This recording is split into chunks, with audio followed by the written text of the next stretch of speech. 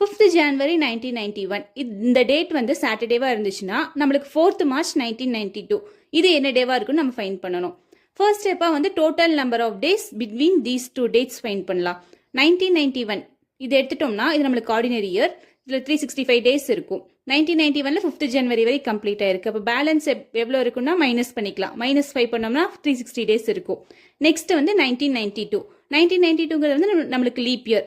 இதில் ஜான்வரியில் 31 days complete ஆயிருக்கும், பிப்ரவரியில் 29 டேஸ் கம்ப்ளீட் ஆயிருக்கும், மார்ச்சில் 4 டேஸ் கம்ப்ளீட் ஆயிருக்கும், 4th March வரைக்கும் இருக்குங்காட்டி டோட்டலாக 64 டேஸ்.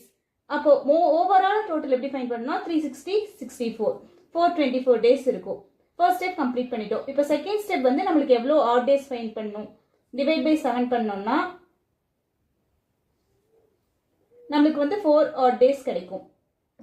ஃபைனல் ஸ்டெப்பாக வந்து நம்மளுக்கு கிடைச்ச 4 ஆட் டேஸ் பிளஸ் இந்த சாட்டர்டே பண்ணோம்னா